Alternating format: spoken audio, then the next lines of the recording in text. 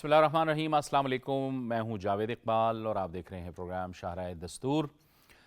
ایران نے اسرائیلی جارحیت کے خلاف جوابی رد عمل شروع کر دیا ہے۔ ایران پر جس طرح سے اسرائیل نے جارحیت کی، پوری دنیا میں اس کی مذمت کی جا رہی ہے، تمام اسلامی ممالک نے اس کی مذمت کی ہے، پاکستان نے بھی سخت اور شدید الفاظ میں اس کی مذمت کی ہے، چین نے بھی مذمت کی ہے، اس کے ساتھ ساتھ سعودی عرب سمیت کئی خلیجی ممالک نے، اکثریت خلیجی ممالک نے جو اسرائیلی جارحیت ایران پر کی گئی ہے اس کی شدید الفاظ میں مذمت کی ہے۔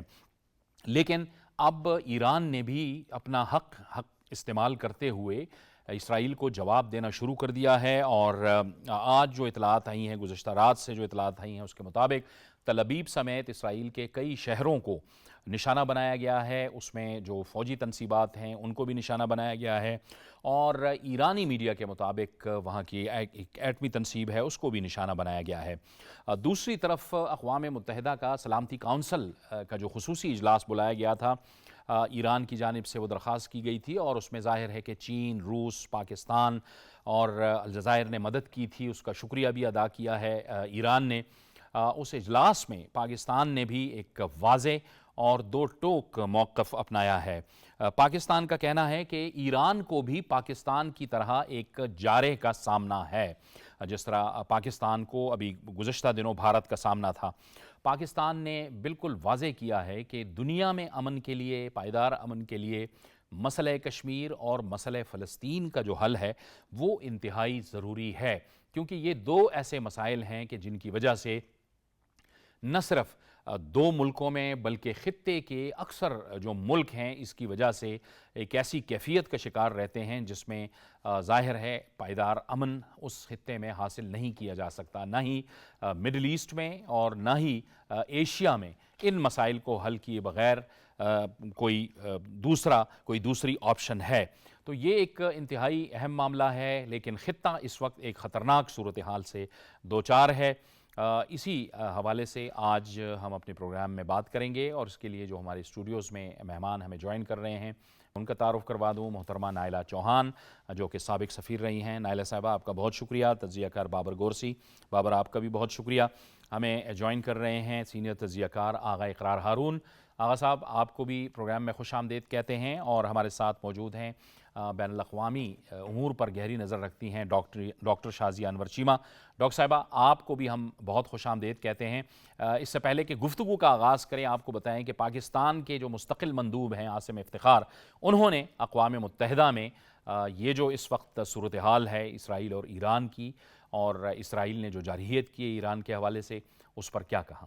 Pakistan strongly condemns unjustified and illegitimate aggression by Israel against the Islamic Republic of Iran.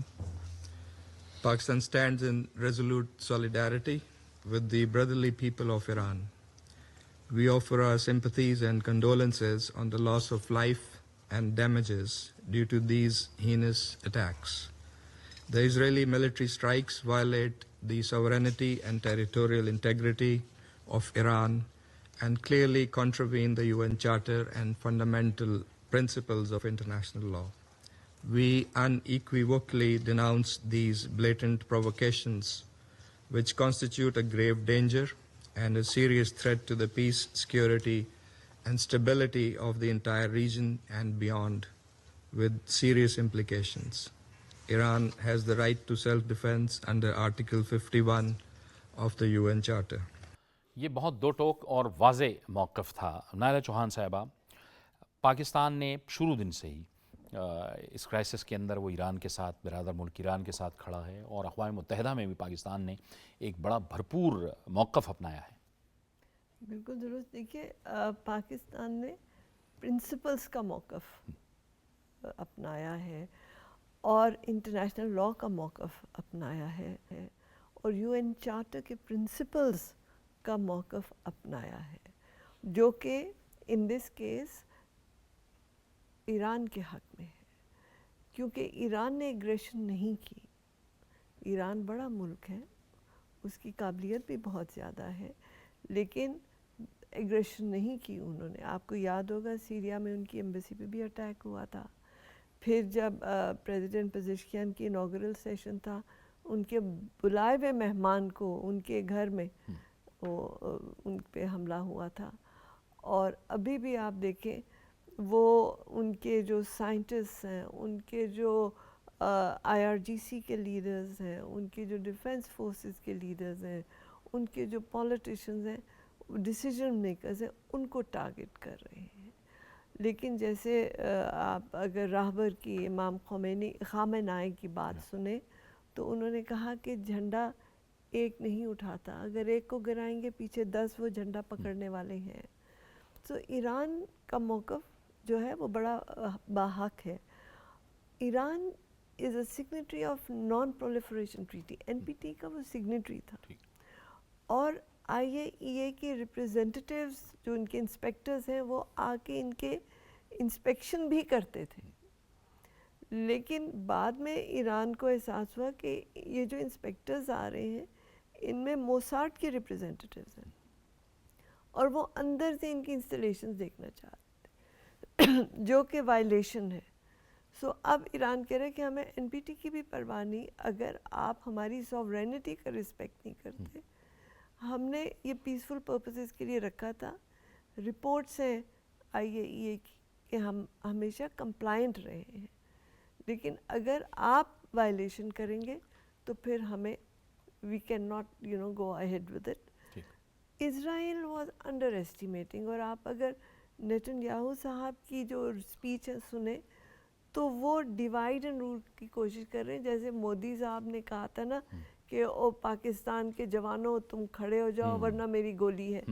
Nitin Yahoo کی بھی یہی اسپیچ ہے کہ ایران کے عوام آپ کھڑے ہو جاؤ اور ورنہ ہم آ رہے ہیں. سو یہ وہی ماڈیول جو ہے وہ ایمیولیٹ ہو رہا ہے یہاں بھی. لیکن ایران کے عوام دیکھیں کہ جب خاموشی تھی تو پریشان تھے. دا مومنٹ ایران نے جواب دیا تو وہاں پہ جشن منایا گیا کہ ہم نے منہ توڑ جواب اسرائیل کو دیا. افسوس سے کہنا پڑتا ہے, کہتے ہیں پاکستانی میڈیا ماشاءاللہ اتنا انڈیپینڈنٹ ہے, ویسٹرن میڈیا اتنا انڈیپینڈنٹ نہیں ہے. وہ رپورٹنگ نہیں کر رہے کہ تل ابیب میں کہاں کہاں جو ہے وہ نقصانات ہو رہے ہیں, کہاں کہاں ہیبرون میں اٹیکس. وہ جو اسرائیل نے اپنا متھ آف بنایا ہوا تھا نا, آئرن ڈوم یا ڈوم آف ڈیفینس, وہ امپرینیٹیبل ہے. لیکن ایران نے پروو کر دیا کہ وہ پینیٹریبل ہے, پینیٹریٹ ہوا ہے. اور اب وہ مان رہے ہیں کہ کوئی خاتون مر گئی, کوئی یہ مر گیا, کوئی وہ مر گیا. آہستہ آہستہ وہ اب حقیقت باہر آ رہی ہے کہ ایران اپنے حملے میں کامیاب رہا ہے. امید ہے کہ اسرائیل اس سے سبق سیکھ کے رک جائے گا, لیکن اگر نہ رکا تو یہ بات بڑھے گی تو خدا نخواستہ خطرناک ہو جائے گی. بالکل ٹھیک ہونا تو یہی چاہیے تھا, اور اقوام متحدہ بھی یہی کہہ رہا ہے. ڈاکٹر شازیہ چیمہ صاحبہ, لیکن آج بھی دوبارہ سے جب ایران نے حملے کیے, پھر اس کے بعد دوبارہ سے اسرائیل نے دوبارہ حملہ کیے, اور اس میں مزید 3 ایٹمی سائنسدانوں کو شہید کر دیا گیا ایران کے. یعنی وہ جو جارے ہے وہ رک نہیں رہا. یہ تو ایک بہت یعنی کہ ایسکیلیشن کی طرف معاملات بڑھ رہے ہیں اور ایک خطرناک صورتحال ہے. جی تو ہم بات یہ کر رہے تھے کہ نیتن یاہو نے بہت کلیئرلی بتا دیا اسے ایران کا لیبیا سلوشن چاہیے, اور اس کے لیے اسے ایرانین سے بھی سپورٹ چاہیے کہ وہ اسی طرح آئرن راڈز لے کے نکل آئے, اور جو پھر ہم نے اس کے بعد صورتحال دیکھی تو وہ بیسیکلی ڈیکیپیٹیشن کی طرف جانا چاہتے ہیں. وہ پوری کی پوری جو رجیم ہے اس کو یا تو ٹاپل کرنا چاہتے ہیں یا ختم کر دینا چاہتے ہیں. تو اس میں ہمارے سمجھنے کی بات یہ ہے کہ ایرانین خاص طور پہ میری اپنی پرسنل ریزرویشنز بھی ہیں پریمیئر رئیسی کی ڈیتھ سے لے کر اس کے بعد اسماعیل ہانیہ, پھر اور جو اٹیک ہوئے ہیں, اور بہت سے اینالسٹ یہ کہہ رہے ہیں کہ ایران کا جو سسٹم ہے, انٹیلیجنس سسٹم, وہ بہت بری طرح سے پینیٹریٹ ہو گیا ہوا ہے. تو ایران کو اس پہ بہت زیادہ کام کرنے کی ضرورت ہے کہ آخر کس طرح سے یہ جو ابھی بھی اٹیک ہوا ہے, اس میں جو ڈرون اٹیک ہوئے ہیں, جو ٹارگٹ کلنگ ہوئی ہے سائنٹسٹ کی, وہ اسی طرح سے ہوئی ہے جو رشیا میں جو طریقہ اپنایا گیا ہے کہ ٹرکس جو ہیں وہ پارک کیے گئے ہیں with in the vicinity of the target, اور پھر وہ آٹومیٹکلی کھلے ہیں, اندر سے ڈرون نکلے ہیں اور ڈرونز نے اٹیک کیا ہے, تو وہاں پہ ایئر ڈیفنس سسٹم جو ہے وہ کیا کر سکتا ہے. تو وہ ٹرکس بہرحال ایرانین ڈرائیورز جو ہیں وہ چلا رہے تھے, وہ ٹرکس بہرحال ایران کے اندر موجود تھے اور وہ ڈرون ایران کے اندر موجود تھے. تو یہ بہت ملٹی لیئرز پہ جا کر یہ سمجھنے کی ضرورت ہے کہ اتنی کرٹیکل سچویشن میں کون سی چیز ہے جو ایران کے ہاتھ سے جو ہے وہ ہلکی سی پھسل رہی ہے, اور اس کو ان کو دیکھنا ہے. جبکہ اسرائیل علی اعلان کہہ چکا ہوا ہے کہ وہ ڈیکیپیٹیٹ کرنا چاہتا ہے ساری کی ساری جو سپریم لیڈرشپ ہے, ان کی جو اپر ٹیئر لیڈرشپ ہے, اس کو ختم کرنا چاہتا ہے. تو اب ایران کے پاس ایک ہی صورتحال ہے کہ یا تو وہ اس جنگ کا حصہ بن جائے, جو کہ نتن یاہو چاہتا ہے, کیونکہ اس کا جو اپنا جو کارڈ ہے, کیا اسے کہتے ہیں, وکٹم کارڈ ہے, وہ بہت بری طرح سے ختم ہو گیا ہے, مارجنلائز ہو گیا ہے. اب اسے اپنا وکٹم کارڈ پلے کرنے کے لیے اپنے سویلینز مروانے ہیں, اور اس کے لیے اگر ایران اس جنگ کو بڑھاتا ہے تو یہ اس وقت اسرائیل کی سب سے بڑی جو اسے پرائز مل سکتا ہے وہ یہ ہے, کیونکہ وہ ایک بڑی ہوئی جنگ جو ہے خطے میں چاہتا ہے. تو ایران اس وقت اس دوراہے پہ آ کے کھڑا ہو گیا کہ کیا وہ وینجنس سے کام لے, اور کیا وہ سینٹی کے ساتھ کام کرے, اور پھر دیکھے کہ جو دشمن چاہتا ہے وہ اس کو نہیں دینا ہے. جیسے کہ رشیا نے کیا ہے کہ ان کے نیوکلیئر ٹرائیڈ پہ اگر اٹیک ہوا ہے تو انہوں نے بہت اچھے طریقے سے اپنے ڈومیسٹک پاپولیشن کو بھی سیٹسفائی کر دیا ہے کہ اب ہم اسپیشل ملٹری آپریشن کو ٹیررسٹ اینٹی ٹیرر آپریشن کر رہے ہیں. تو وہ آل آؤٹ وار پہ نہیں گئے, اسے نیوکلیئر بنانے کی بھی انہوں نے کوئی ایسی کوشش ہمیں نظر نہیں آتی, اور بہت سمجھدار طریقے سے انہوں نے دیکھ لیا پوٹن نے کہ اگر بڑی جنگ جو ہے وہ میرے سے ڈیمانڈ کی جا رہی ہے اور اس سے دشمن کو فائدہ ہونے والا ہے, تو میں بڑی جنگ کی طرف نہیں جاؤں گا. اب ایران کے ساتھ بھی مسئلہ یہ ہے کہ اس سے ایک بڑی جنگ جو ہے وہ ڈیمانڈ کی جا رہی ہے کہ ایران آل آؤٹ باہر چلا جائے اور تمام جو ایئر بیسز ہیں, جو ملٹری بیسز ہیں, وہ ان پہ اٹیک کرے اور اس کو براڈ کر دے. اور براڈ کرے گا تو پھر نتن یاہو کے لیے پاسبلٹی ہوگی کہ وہ براڈر ویسٹ کو انوالو کرے گا اور اپنی بقا کی جنگ وہ اس طرح سے لڑتا جائے گا. لیکن ایران کے سمجھنے کی بات یہ ہے کہ کیسے اس نے اس جنگ سے بچنا ہے اور پھر ڈومیسٹکلی بھی خود کو کنسولیڈیٹ کرنا ہے, اپنی پاور کو کنسولیڈیٹ کرنا ہے.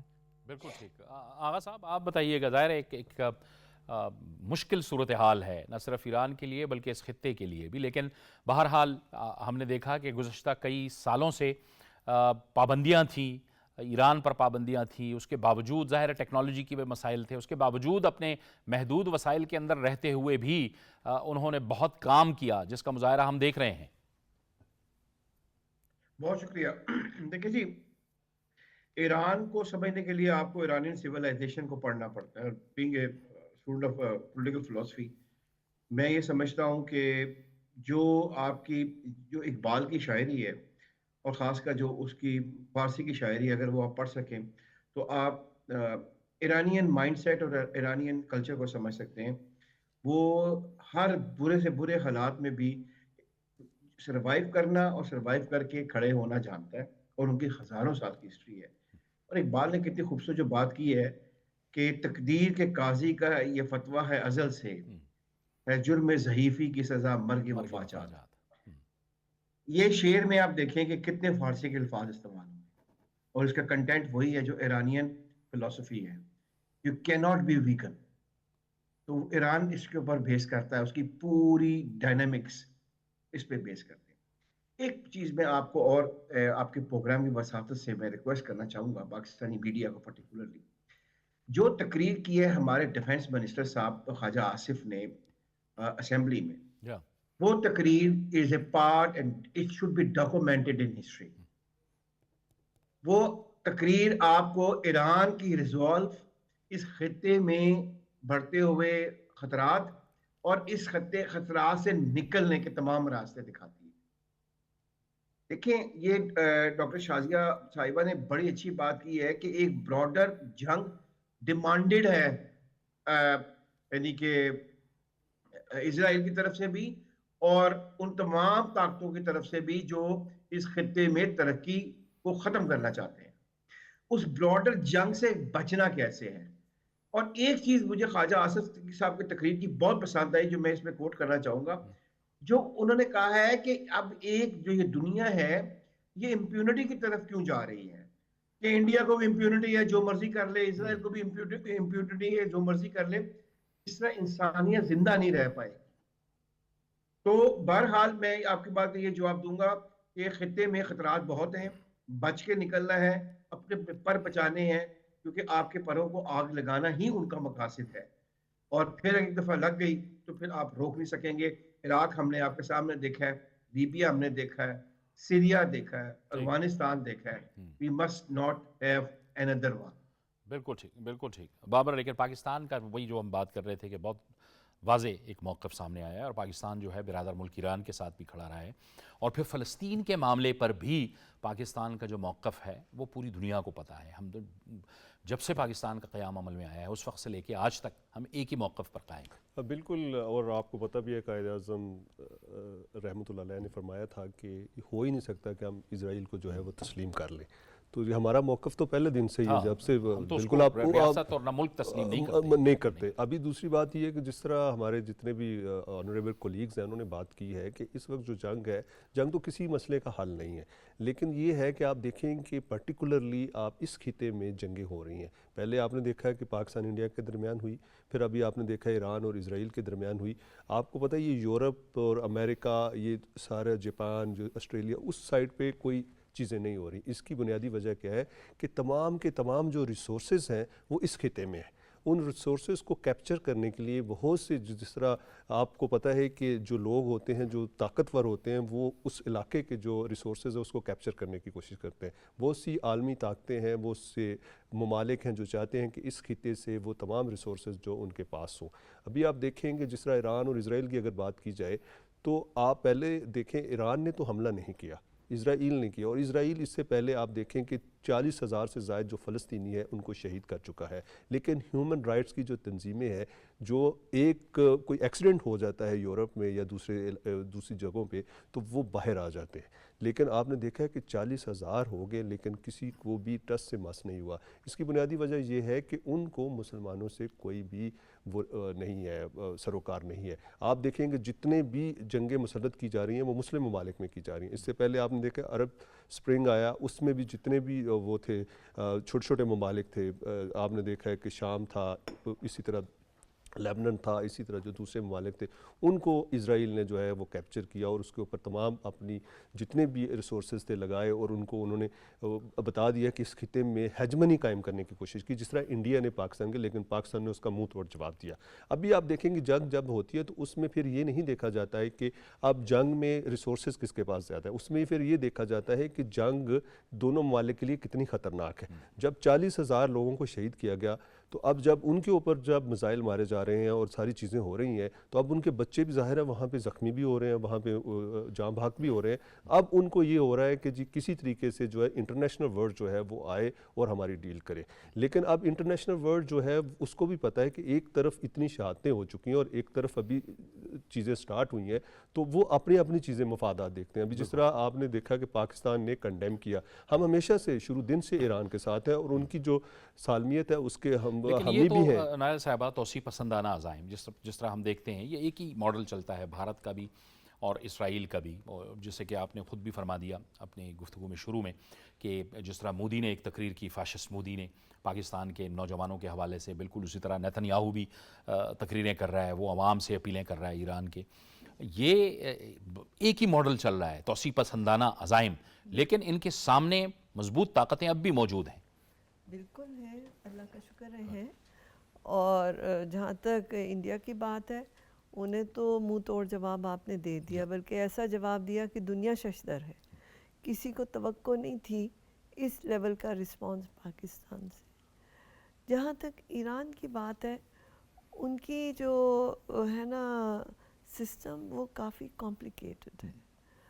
کمپلیکیٹڈ اس لیے ہے کہ ایران بیفور 1979 شاہ کا زمانہ تھا, تو ان کی جو ڈیفنس فورسز تھیں وہ شاہ کی فورسز سمجھی جاتی تھی, اور ان کو امریکنز اور ویسٹ نے بہت مطلب آرمز دیے ہوئے تھے, بڑا ٹرین تھے. It was one of the best armies in the region.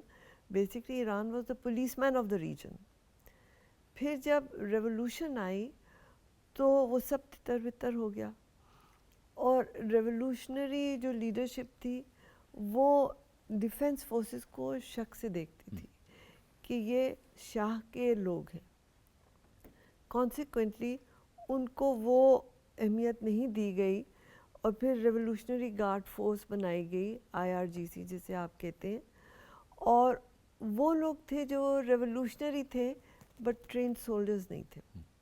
وہ جو ریولوشن کا جذبہ تھا اس کے ساتھ لڑے اور وہ آئے اور ریولوشن کو انہوں نے کامیاب بنایا, لیکن دے ور ناٹ ٹرینڈ سولجرز. پھر اس کے بعد لیٹر آن جب رفسنجانی صاحب کی حکومت آئی, امام خمینی کا انتقال ہو گیا, تو اس کے بعد دے ریئلائز کہ IRGC کو ایک پراپر فورس بنایا جائے اگر ریولوشن کو ہم نے کامیاب بنانا ہے. جو آپ کے ٹریڈیشنل ڈیفنس فورسز تھے ان کو نگلیکٹ نہیں کیا جا سکتا, they are professionals. Consequently Iran نے کوشش کی کہ یہ دو جو پیرلل ان کے سسٹمز تھے ان کو کس طرح سے ڈیولپ کیا جائے, and I think that was the biggest challenge جو اس وقت آپ کو نظر آ رہا ہے اسرائیل کے ساتھ جنگ میں, کہ لوگ کہہ رہے ہیں کیوں نہیں ایسے جواب دے رہے, کیوں نہیں یہ, بیکاز ان کا جو سسٹم ہے وہ کافی زیادہ کنولیوٹڈ ہے اور ان کی وہ لیول آف پروفیشنلزم مطلب فیلڈ فورسز میں نہیں ہے جو کہ جس طرح الحمدللہ پاکستان کی ہے. سو وہ ان کی جو کمی ہے وہ ظاہر ہو رہی ہے, لیکن جو ان کے ڈرونز ہیں, جو ان کی دوسری کیپیبلٹیز ہیں وہ اتنی اسٹرانگ ہیں کہ آپ کو پتہ ہے وہ مطلب رشیا کو بھی پرووائڈ کر رہے تھے اگینسٹ یوکرین, جبکہ یورپ جو تھا وہ یوکرین کو پرووائڈ کر رہا تھا اگینسٹ رشیا. سو مطلب on the balance Iran is in a difficult situation اس وقت.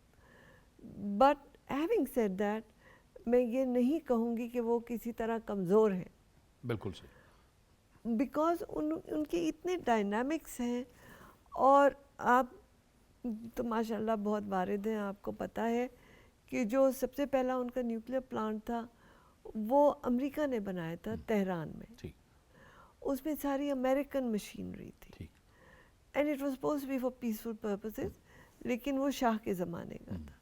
جب ریولوشن آئی امریکہ سے ان کے روابط جو ہیں وہ خراب ہو گئے, امریکہ نے ان کو چیزیں دینا بند کر دی, تو پھر ان کو فکر پڑ گئی کہ اب ہم کس طرح سے آگے بڑھیں. یہ نان پرولیفریشن ٹریٹی کے بھی حصہ بنے, اور انہوں نے دوسری سورسز سے اپنے جو ہے نا جو پلانز تھے ان کو امپلیمنٹ کرنے شروع کیا. ارجنٹینا سے یورینیم لے رہے ہیں, ادھر سے لے رہے ہیں, ادھر سے لے رہے ہیں, لیکن جو آپ کو ظاہر ہو رہا ہے, جس طرح اب اسرائیل بڑا پراؤڈلی کہہ رہے کہ ہم نے نتنز جو پلانٹ ہے اس کو تباہ کر دیا, انہیں یہ نہیں معلوم کہ جیسے میں ابھی پہلے ذکر بھی کر رہی تھی کہ ایرانی زیر زمین بہت زیادہ ہیں.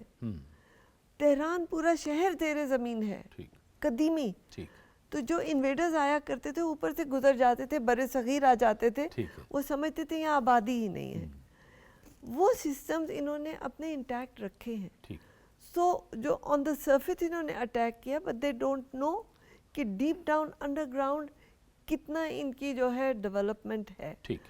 سو مس انڈرسٹینڈ اور مس کیلکولیشن کر رہا ہے اسرائیل. ٹھیک ہے, ٹھیک ہے. اب ڈاکٹر شازیہ صاحبہ, ظاہر ہے اس جنگوں میں بیانیے کی بھی ایک جنگ ہوتی ہے. ہم نے بھی ایک جب بھارت کے ساتھ ہوئے تو ہم نے ان کو ٹھیک ٹھاک سبق سکھایا, لیکن پوری دنیا میں ہمارے موقف کی بھی پذیرائی ہوئی. آپ سمجھتی ہیں کہ ہم نے بڑے مؤثر طریقے سے اپنا پیغام دنیا کو پہنچایا؟ اس وقت بھی بلاول بھٹو زرداری صاحب جو ہیں اور ان کے ساتھ ایک پورا وفد جو ہے وہ یورپ کے اندر موجود ہے, اور وہاں پہ وہ تھنک ٹینک سے بھی خطاب کر رہے ہیں, آفیشل سے بھی ملاقاتیں کر رہے ہیں, اور پاکستان کا موقف پہنچا رہے ہیں. دیکھیں, ہمارا موقف جو ہے وہ لوگوں نے تسلیم کیا اور سراہا اس وجہ سے کہ وہ لاجیکل تھا, اور اس وقت وہ ہر انسان کی جو ہے وہ دل کی آواز ہے. اس وقت کسی کے پاس بھی کسی کے کان یہ سننا نہیں چاہتے ہیں جو کہ انڈیا بیچنے کی کوشش کر رہا ہے. یہ دنیا تنگ پڑ گئی ہے ان زائنزم, آر ایس ایس اور یہ نازیز بینڈرائٹس کی وار مانگرنگ سے اس حد تک ان کے پاس امپیونٹی ہے کہ یہ نہ صرف یہ کہ دنیا کو انہوں نے ایک جیتی جاگتی جہنم بنا دی ہے، بلکہ اس جہنم کے اندر یہ ہر چیز تباہ و برباد کر دینا چاہتے ہیں. تو یہ جتنے بھی آر ایس ایس اور زائرزم کی جو ٹول بک ہے، جو ان کا جو کوڈ آف کنڈکٹ ہے، وہ بالکل ملتا جلتا ہے. ابھی بھی اسرائیل جو ہے اس اٹیک کے بعد اپنا جو نیریٹو مارکیٹ میں سیل کر رہا ہے وہ یہ ہے کہ یہ میرے جو ہیں وہ پری ایمپٹیو اٹیک ہیں. اب کتنے لوگ ہیں اس کی یہ بات کو مان لیں گے کہ یہ کس چیز کا پری ایمپٹیو اٹیک تھا؟ کیا تمہارے پاس مطلب اسرائیل کے بارڈر پہ کوئی 3 بریگیڈ آ کے ایرانین کھڑی ہو گئی تھیں، یا ایران نے تمہیں کوئی دھمکی دی؟ تم نے ایران کے اندر اتنی ڈیکیپیٹیشن کی، تم نے اسماعیل ہانیہ کا ان کے اندر گھر کے اندر بیٹھ کر وہاں پہ اس کا مرڈر کر دیا، ان کے کانسلیٹس پہ حملے کیے، ان کے سائنٹسٹ جو ہیں وہ تو ایز اے ریچول ہی جو ہے وہ تم لوگ ان کے فزسسٹ مارتے رہتے ہو. اندر جو ہے وہ اس حد تک تم لوگوں کی چیز ہے، اتنے مطلب کہنے کی بات یہ ہے کہ سیریا سے بھی ایران نے تھوڑا سا تعلق اپنا اسی لیے ختم کیا تھا کہ سیریا بھی ایک بہت زیادہ بیچ میں لوز اینڈ بن گیا تھا کہ وہاں پہ بھی لوگ اتنے زیادہ بک چکے تھے اور وہ ڈیفینیٹلی کنیکشن میں تھے ایران کے ساتھ، تو وہ بھی انٹیلیجنس شیئرنگ کا کام جو ہے وہ اسرائیل کے لیے کرتے تھے. اب اس فرنٹ کو اگر ختم کیا ہے تو اس کا مطلب ہے ایران کے اپنے اندر بھی جو ہے وہ اور پرابلم جو ہیں وہ بہرحال موجود ہیں. تو مسئلہ یہ ہے کہ نیریٹو جو ہے وہ اتنا اگر بیلاکوسٹ اتنا بلیجرنٹ ہوگا تو انسانی دماغ اسے تسلیم کرنے کی اہلیت ہی نہیں رکھتا ہے. تو ہمارا نیریٹو یہ تھا کہ ہم اپنی ٹیریٹوریل انٹیگریٹی اور بارڈر سوورینٹی کو کا جو ہے وہ دفاع کرنے کا پورا حق رکھتے ہیں، اور ہم دنیا کی ہر پلیٹ فارم پہ کوئی بھی اگر پرابلم ہے اس کو نہ صرف یہ کہ ڈسکس کرنے کے لیے تیار ہیں، اس پہ بات کرنے کے لیے تیار ہیں، لیکن ہم اپنی ٹیریٹوریل انٹیگریٹی پہ یہی بلاول بھٹو ہر جگہ پہ یہی پوائنٹ بتا رہے ہیں کہ ہم دنیا کے ہر مسئلے پہ بات کرنے کے لیے تیار ہیں، بیٹھ کے بات کرنے کے لیے تیار ہیں. تو ایران بھی جو ہے وہ بھی یہی کہہ رہا ہے، وہ ایک نیگوسیشن ڈیل میں موجود ہے، اس کا چھٹا راؤنڈ جو ہے وہ ہونا ہے، وہ بات کر رہا ہے. جب آپ سے اگر آپ کے ساتھ کسی کے ساتھ کوئی آپ کی رنجش بھی ہے تو اگر آپ کے ساتھ کوئی بات کرنے کے لیے بیٹھا ہوا ہے تو اس بات چیت کے دوران جو ہے وہ ڈپلومیسی ڈپلیسٹی تو آپ نہیں کر سکتے نا.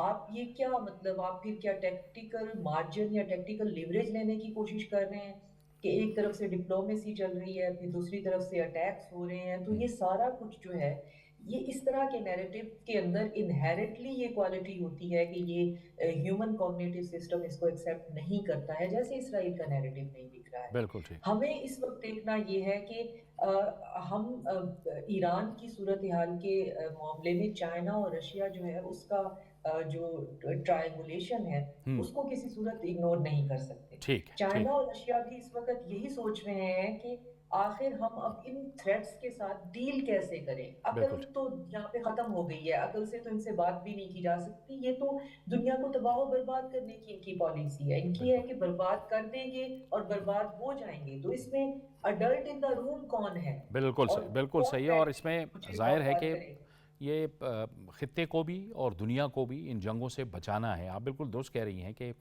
اس میں جو بڑی طاقتیں ہیں ان کا جو کردار ہے وہ بڑا اہم ہے اور ان کو اپنا کردار ادا کرنا پڑے گا. بہت شکریہ ڈاکٹر شازیہ انور چیمہ صاحبہ آپ کا، آغا اقرار ہارون صاحب آپ کا، بابر گورسی آپ کا بھی بہت شکریہ، نائلہ چوہان صاحبہ آپ کا بھی بہت بہت شکریہ. ہمیں ایک بریک پہ جانا ہے اور بریک کے بعد ایک پہ بات ہوگی.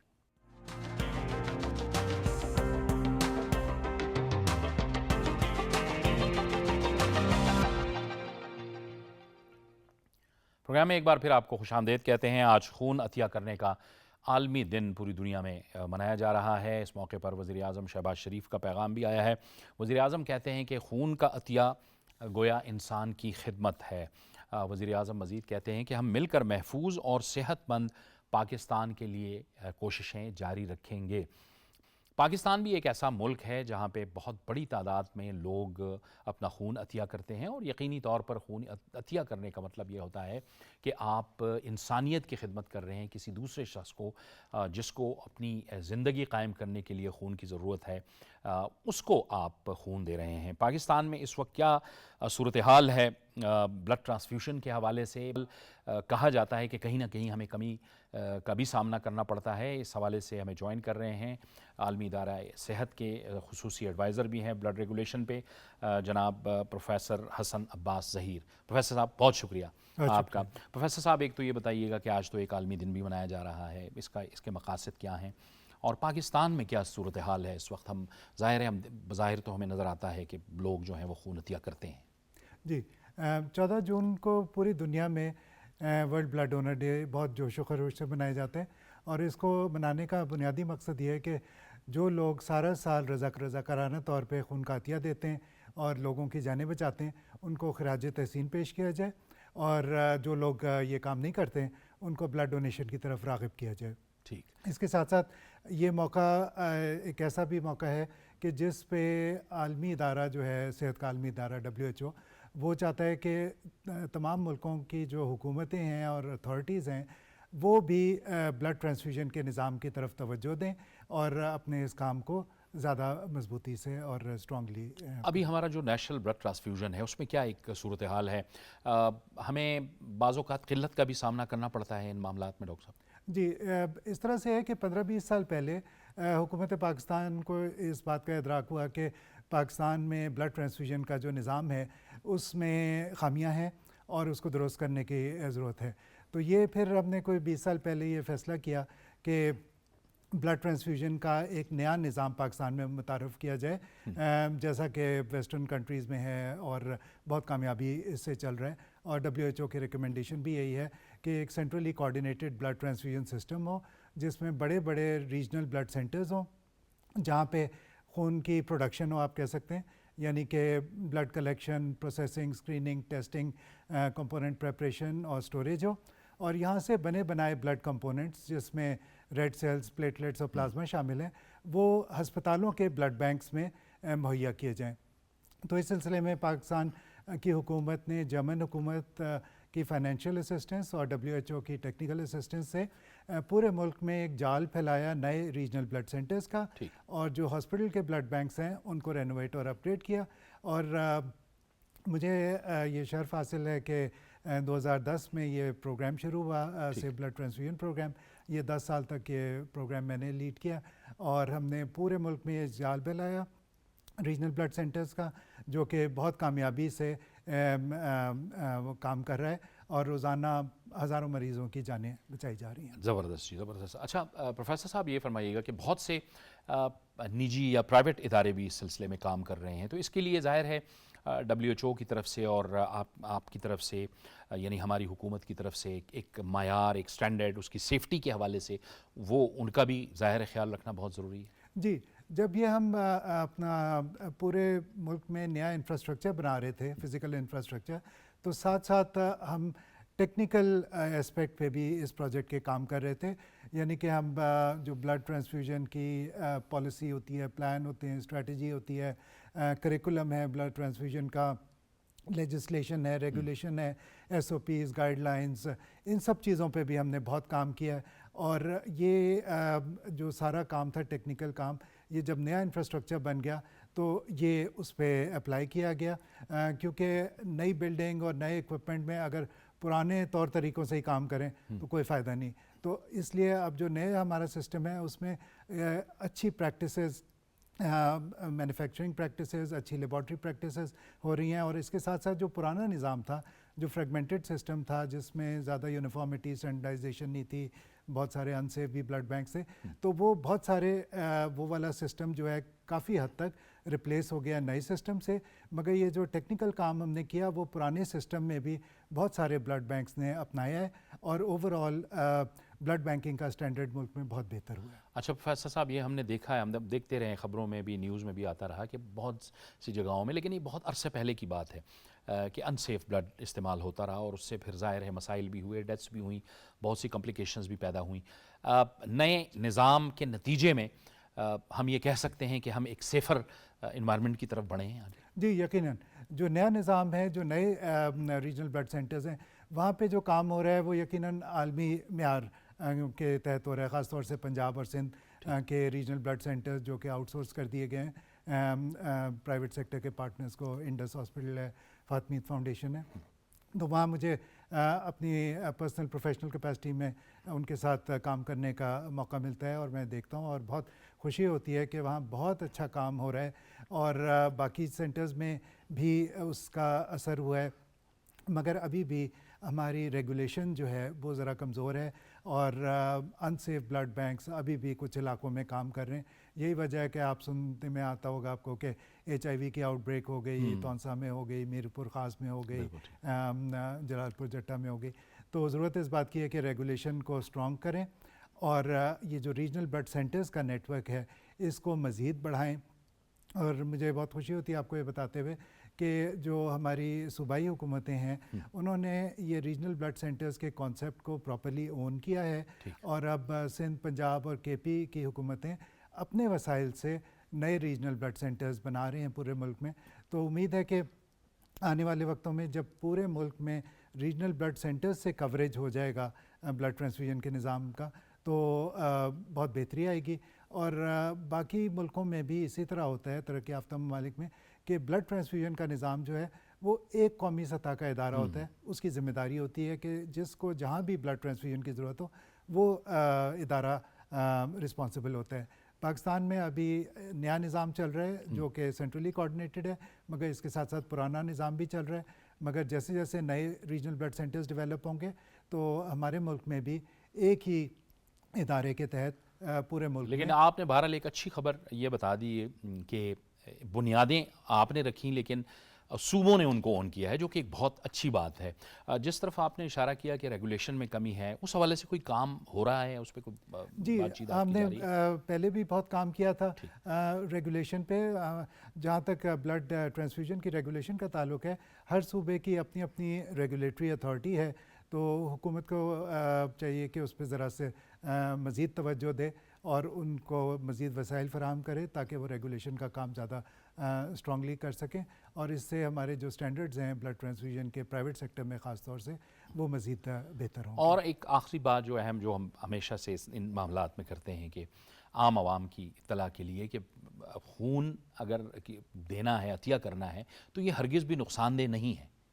जी बिल्कुल, अगर आप सेहतमंद हैं और कोई आपको ऐसी बीमारी नहीं है तो आप यकीनन ब्लड डोनेट कर सकते हैं और ये अमल आप साल में 3 से 4 दफ़ा कर सकते हैं और इससे आपकी सेहत पे कोई असर नहीं होगा। और जब आप ब्लड डोनेट करने जाते हैं और अगर अच्छे सेंटर में जाएं जैसे हमारे रीजनल ब्लड सेंटर्स हैं या और भी मुस्तनद सेंटर्स हैं, तो वहाँ पे आपका बाकायदा मुआयना किया जाता है, आपकी फ़िटनेस डिटर्मिन की जाती है, आपसे कुछ इंटरव्यू भी किया जाता है ताकि पता चल सके कि ब्लड डोनेट करने से आपकी सेहत पे कोई मनफी असर तो नहीं होगा या जिसको आपका ब्लड लगेगा उस पर मनफी असर नहीं होगा। फिर आपके ब्लड की स्क्रीनिंग भी होती है। तो ये 3 मराहिल होते हैं, इससे गुज़र के फिर जो आपका डोनेटेड ब्लड है वो किसी और को लगता है। तो इस सारे अमल से गुज़रने के बाद ये इंश्योर हो जाता है कि जिसने ब्लड डोनेट किया है उसकी भी सेहत पे कोई मनफी असर नहीं होता और जिसको ब्लड ट्रांसफ्यूज़ होगा उसकी भी जान बचेगी और उसको फ़ायदा होगा, उसको भी फ़ायदा होगा। बहुत बहुत शुक्रिया प्रोफेसर हसन अब्बास ज़हीर साहब आपका, आप इस अहम दिन पे आए और हमसे आपने बातचीत की। नाज़रीन, ये था हमारा आज का प्रोग्राम। जावेद इकबाल को इजाज़त दीजिए, अल्लाह हाफ़िज़।